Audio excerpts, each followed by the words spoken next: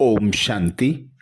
आज दिनांक 6 दिसंबर 2022। प्रातः मुरली बाप दादा मधुबन।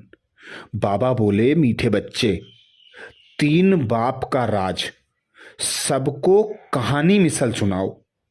जब तक बेहद बाप को पहचान कर पावन नहीं बने तब तक वर्षा मिल नहीं सकता। बाबा बोले, मीठे बच्चे, 3 बाप का राज सबको कहानी मिसल सुनाओ। जब तक बेहद बाप को पहचान कर पावन नहीं बने तब तक वर्षा मिल नहीं सकता। अर्थात बाबा समझाते, हर आत्मा को 3 बाप का परिचय दो। एक बाप होता है सतयुग में। लौकिक देहधारी बाप हम बच्चों को सतयुग से मिल जाता है।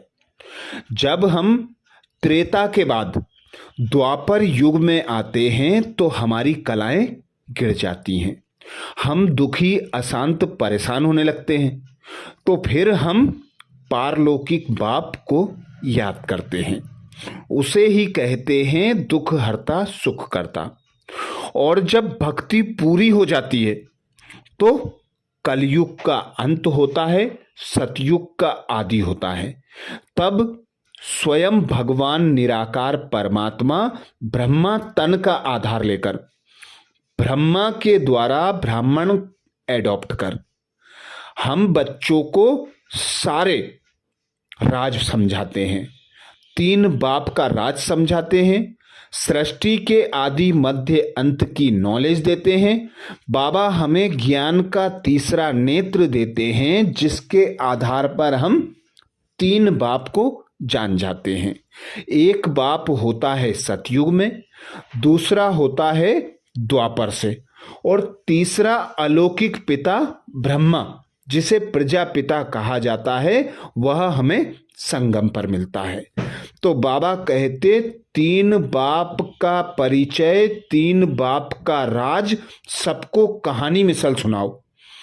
कहो, जब तक बेहद के बाप को पहचान कर पावन नहीं बनते, अर्थात उस निराकार पिता परमात्मा की याद से, उस निराकार पिता परमात्मा के द्वारा जो ज्ञान प्राप्त होता है, उस ज्ञान के आधार पर हम बच्चे बेहद के बाप को जानकर पवित्र पावन बनकर बाप से पूरा पूरा वर्षा ले सकते हैं।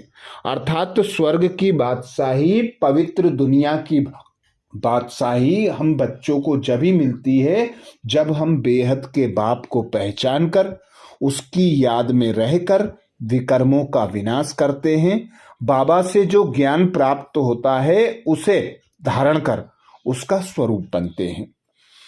प्रश्न किया बाबा ने, बाबा बिल्कुल ही नया है, उसने तुमको अपना कौन सा नया परिचय दिया है?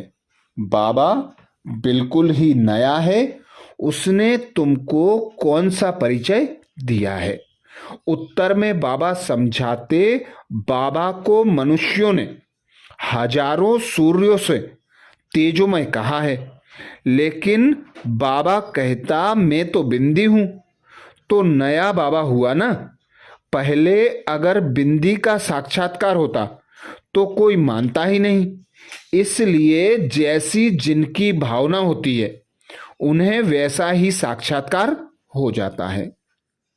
भक्ति मार्ग में हम देखते हैं अनेक देवी देवताओं को पूछते हैं, अनेक देवी देवताओं के साक्षात्कार होते हैं। बाबा कहते, जिसकी जैसी भावना होती है उसे वैसा ही साक्षात्कार करा देता हूं। अर्थात कोई बाप को सही यथार्थ पहचानते नहीं है तो बाबा जो जिस भावना से उसे याद करते उसी आधार पर वे साक्षात्कार करा देते। बाबा कहते, अभी तुम बच्चों को नया ज्ञान मिलता है, नया बाप का परिचय मिलता है कि तुम्हारा पिता बिंदु है। जिस प्रकार तुम आत्मा बिंदु स्टार मिसल हो, ऐसे ही तुम्हारा पिता परमात्मा निराकार बिंदु मिसल है, जिसे तुम भक्ति मार्ग में शिव की पिंडी के रूप में पूछते आते हो। अब भक्ति का फल जब हम बच्चों को ज्ञान प्राप्त होता है तो बाबा आकर हमें हमारा स्वयं का और बाबा का यथार्थ परिचय देते हैं। तो बाबा कहते, यही नया ज्ञान, नया परिचय तुम बच्चों को अभी संगम युग पर प्राप्त होता है। गीत सुनाया बाबा ने, ओम नमो शिवाय। ओम शांति। निराकार भगवानुवाच। सिर्फ भगवानुवाच कहने से कृष्ण का नाम याद आ जाता है, क्योंकि आजकल भगवान सब हो पड़े हैं, इसलिए निराकार शिव भगवानुवाच कहते हैं। गॉड फादर कहा जाता है निराकार भगवानुवाच। किसके प्रति? निराकार बच्चों अर्थात रूहों के प्रति। रूहानी भगवानुवाच व ईश्वरीय वाच, यह अक्षर सोपता नहीं है, निराकार भगवानुवाच सोपता है। अब घड़ी, बाबा कहते, अब घड़ी घड़ी तो नहीं कहेंगे, यह है बहुत गुप्त, इनका चित्र निकाल ना सकें। बिंदी बनाकर भगवानुवाच लिखें तो कोई मानेंगे नहीं। भगवान के यथार्थ नाम, रूप, देश, काल को कोई नहीं जानते। भगवान निराकार पिता परमात्मा शिव, उनका नाम सदा शिव रहता है। रूप, उनका रूप बिंदु अर्थात स्टार मिसल होता है। देश, वे परम धाम के रहने वाले हैं। काल, जब संगम युग आता है तब वे भारत भूमि पर अवतरित होकर आदि मध्य अंत की नॉलेज देकर, ज्ञान का तीसरा नेत्र देकर हम बच्चों को दुख से निकाल सुख की दुनिया में ले जाते हैं, अर्थात मुक्ति, जीवन मुक्ति का वर्षा देते हैं। तो बाबा कहते, भगवान को, भगवान के यथार्थ नाम, रूप, देश, काल को कोई जानते नहीं। अगर बाप को जान जाएं तो रचना को भी जान जाएं, परंतु ना जानना ही उन्हों का ड्रामा में नुंधा हुआ है। तब तो फिर बाप आकर अपनी पहचान दे। बाप कहते हैं, मैं तब आता हूं जब मेरा पार्ट होता है पतितों को पावन बनाने का, तब ही आकर मैं अपनी पहचान देता हूं। पुरानी दुनिया को नया बनाता हूं। पुरानी दुनिया में रहने वाले मनुष्य नई दुनिया में रहने वाले मनुष्यों को पूछते हैं, तुम बच्चों को समझाना है, जबकि ऋषि मुनि आदि सब कहते हैं हम रचता और रचना को नहीं जानते। फिर तुमने कहाँ से जाना? अगर तुम बाप को, रचना को जानते हो तो हमको नॉलेज दो। कभी कोई को दे नहीं सकते। बाबा कहते, कभी कोई को दे नहीं सकते, वर्षा दे ना सके। तुम बच्चों को बाप से वर्षा मिल रहा है। तुम जानते हो बेहद का बाप आया हुआ है नई दुनिया का वर्षा अथवा सुख देने, तो जरूर दुख खत्म हो जाएगा। वह है सुखधाम, यह है दुखधाम। अब इस दुखधाम का विनाश होना है। नई दुनिया ही अब पुरानी हुई है, फिर नई बन जाएगी। नई दुनिया को सतयुग, पुरानी दुनिया को कलयुग कहा जाता है। नई दुनिया में जरूर मनुष्य थोड़े होने चाहिए। सतयुग में एक ही धर्म था, इस समय तो अनेक धर्म हैं। दुख भी है, सुख से दुख, दुख से फिर सुख होता है। यह खेल बना हुआ है। बाबा कहते, दुख कौन देते हैं यह किसको पता ही नहीं है। रावण को माया कहा जाता है, धन को माया नहीं कहा जाता। विकारी मनुष्य जानते हैं कि देवताएं निर्विकारी हैं, परंतु उन्हों को विकारों का नशा चढ़ा हुआ है। देवताओं को है निर्विकारी पने का नशा। वहां अपवित्र कोई होते नहीं। संगम पर ही तुम बच्चों को पवित्रता का राज समझाया जाता है। तुमको फिर औरों को समझाना है। बाप तो सारी दुनिया को बैठ समझाएगा नहीं, बच्चों को ही समझाना है, परंतु समझाने की बड़ी युक्ति चाहिए। सबको बताओ, भारत जो स्वर्ग नई दुनिया थी, वह अब पुरानी दुनिया हो गई है। रचयिता तो बाप ही है। वह खुद कहते हैं, मैं ब्रह्मा द्वारा नई दुनिया की स्थापना करता हूँ, बच्चों को एडॉप्ट करता हूँ। ब्रह्मा का नाम ही बाबा कहते प्रजापिता है, तो जरूर इतने बच्चों को एडॉप्ट ही करेंगे, जैसे सन्यासी फॉलोअर्स को एडॉप्ट करते हैं, पुरुष स्त्री को एडॉप्ट करते हैं कि तुम मेरी हो।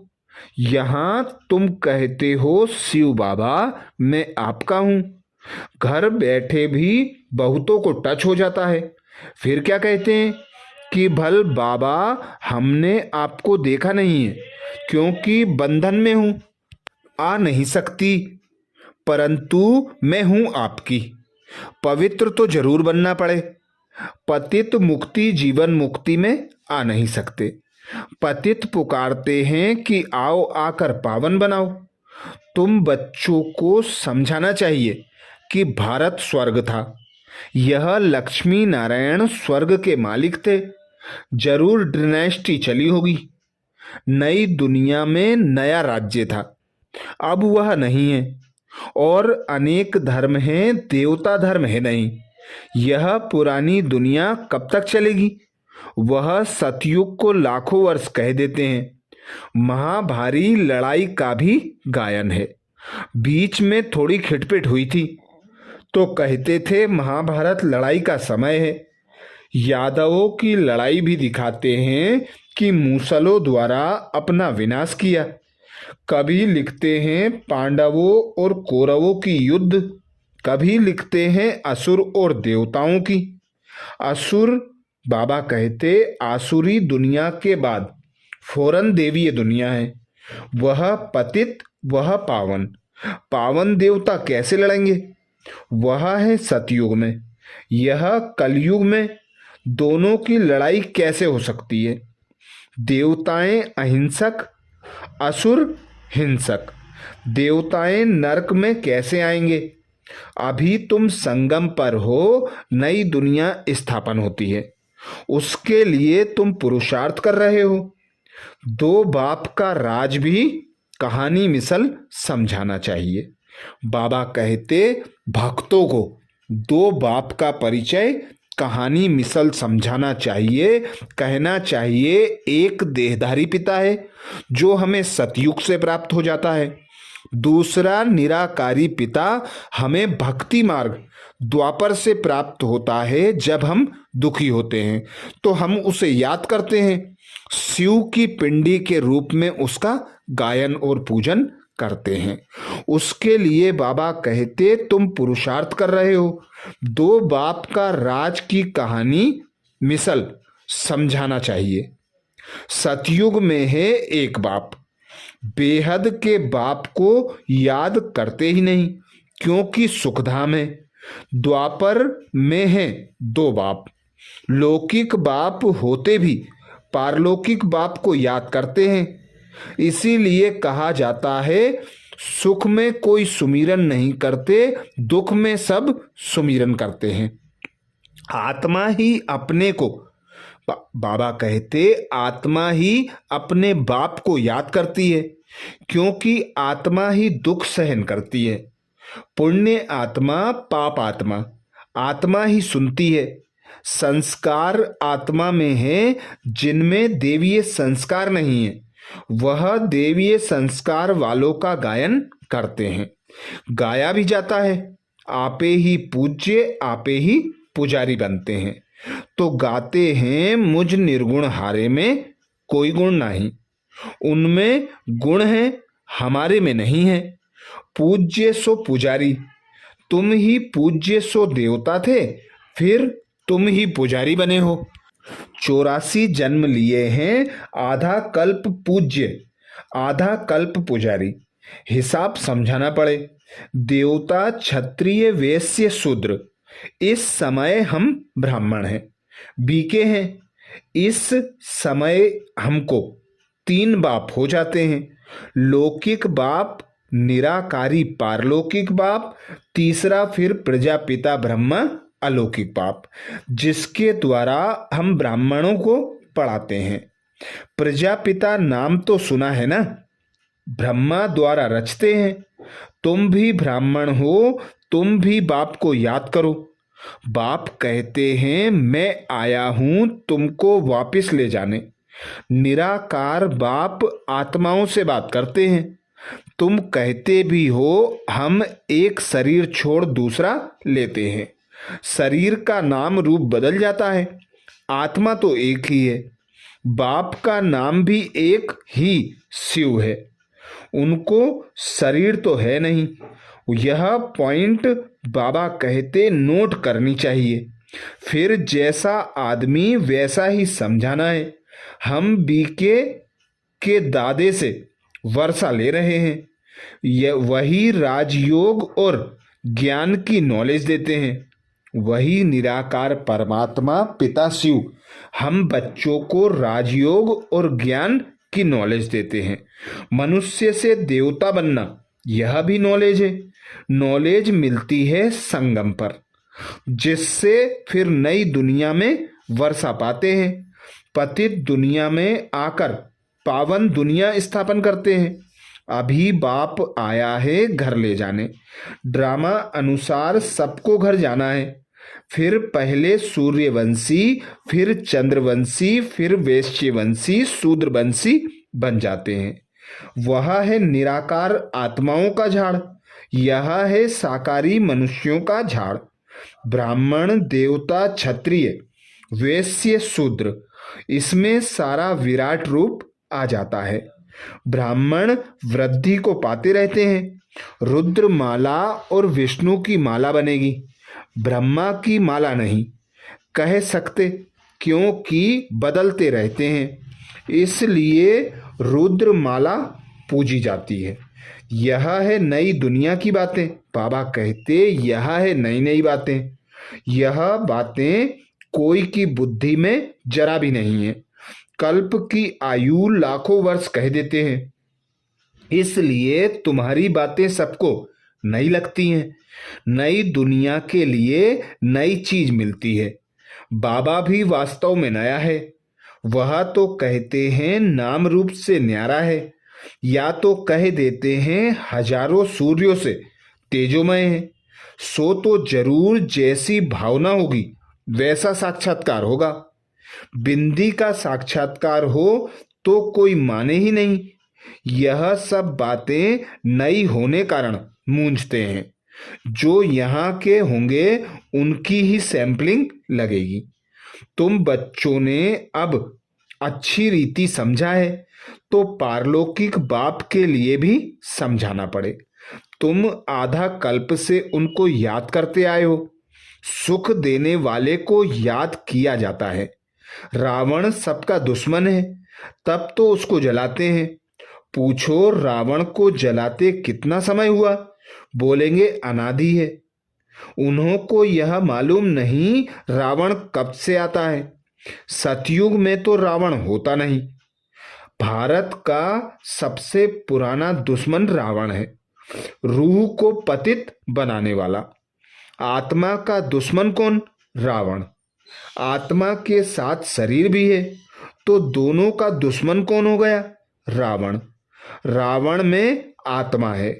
रावण क्या चीज है? बस विकार है। ऐसे नहीं कि रावण में भी आत्मा है। बाबा कहते रावण 5 विकारों को कहा जाता है। आत्मा में ही 5 विकार हैं, जिसका पुतला बनाते हैं। तुम जानते हो अभी है दुख, फिर सुख में जाना है तो जरूर बाप आकर ले जाएंगे। वही पतित पावन है। जैसे दूसरी आत्मा आती है वैसे यह भी आते हैं। श्राद्ध खिलाते हैं तो आत्मा को बुलाते हैं। ब्राह्मण को ही अपने बाप की आत्मा समझ सब कुछ करते हैं। समझते हैं वह आत्मा आती है, आत्मा बोलती है। हाँ, इनका आना न्यारा है। यह है भगवान का रथ, भागीरथ कहते हैं, पानी की बात नहीं। यह है सारी ज्ञान की बात। बाप समझाते हैं मैं साधारण तन में प्रवेश करता हूँ। इनका नाम ब्रह्मा रखा है, इनको एडॉप्ट नहीं करता हूँ। बाबा कहते इनको एडॉप्ट नहीं करता हूँ, इनमें प्रवेश करता हूँ, फिर तुमको एडॉप्ट करता हूँ। तुम कहते हो शिव बाबा मैं आपका हूँ, तुम्हारी बुद्धि योग ऊपर चला जाता है, क्योंकि बाबा खुद कहते हैं मुझे याद करो तो तुम्हारे विकर्म विनाश होंगे। इस यात्रा पर रहो। समझो यह बाबा कहाँ जाता है, तो याद शिव बाबा को करना है। शिव बाबा इस रथ में दिल्ली गया, कानपुर गया।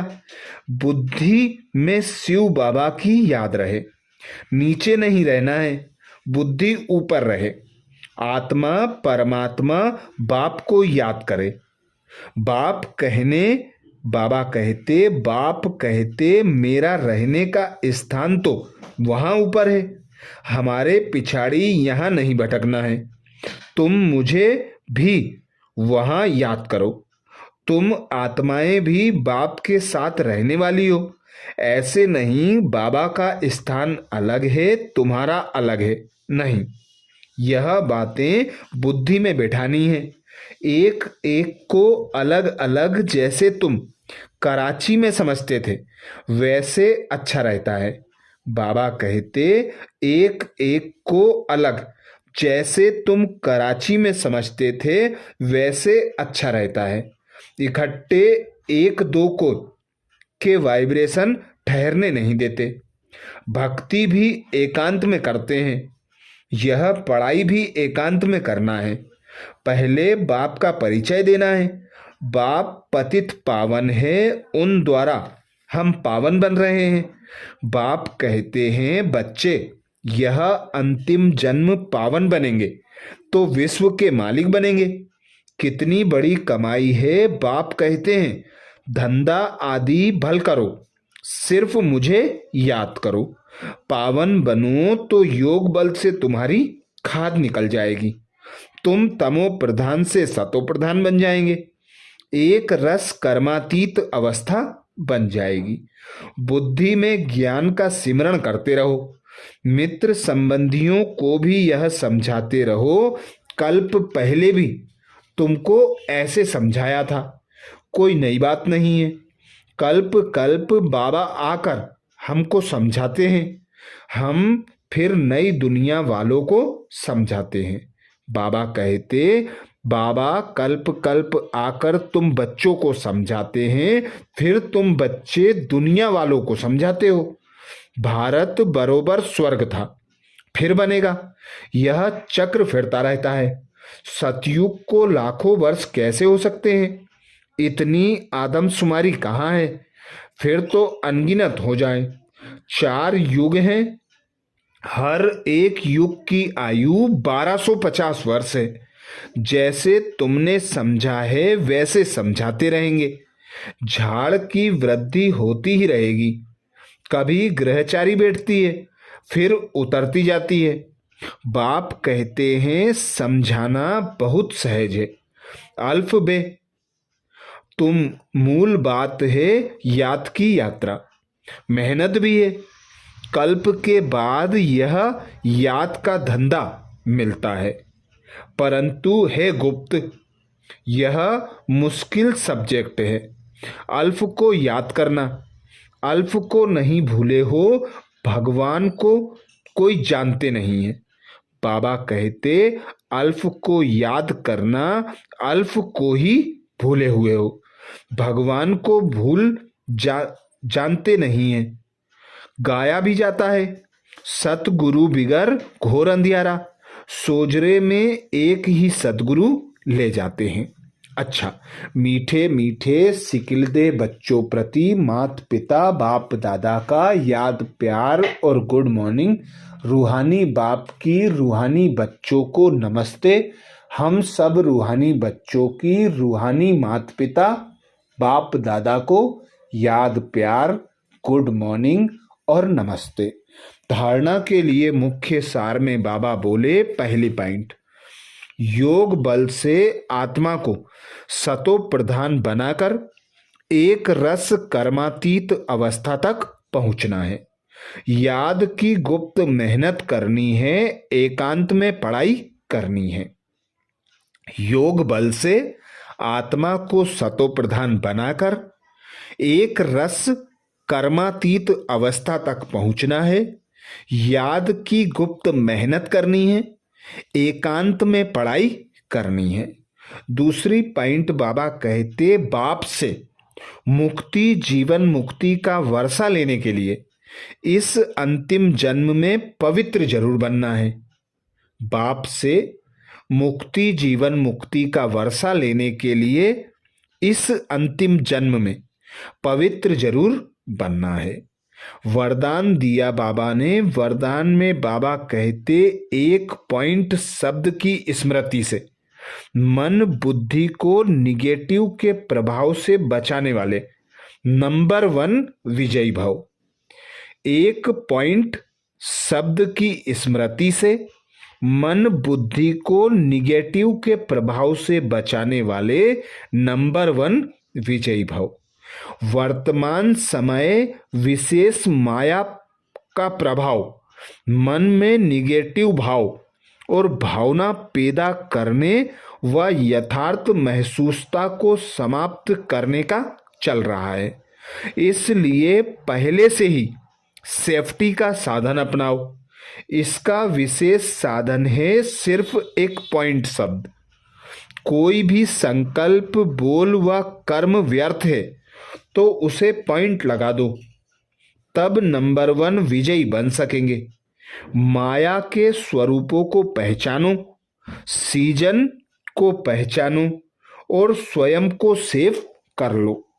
बाबा बिंदी आकर हम आत्माओं को बिंदी का परिचय देते हैं कि मैं पिता बिंदी, तुम मेरे बच्चे बिंदी और ड्रामा भी बिंदी।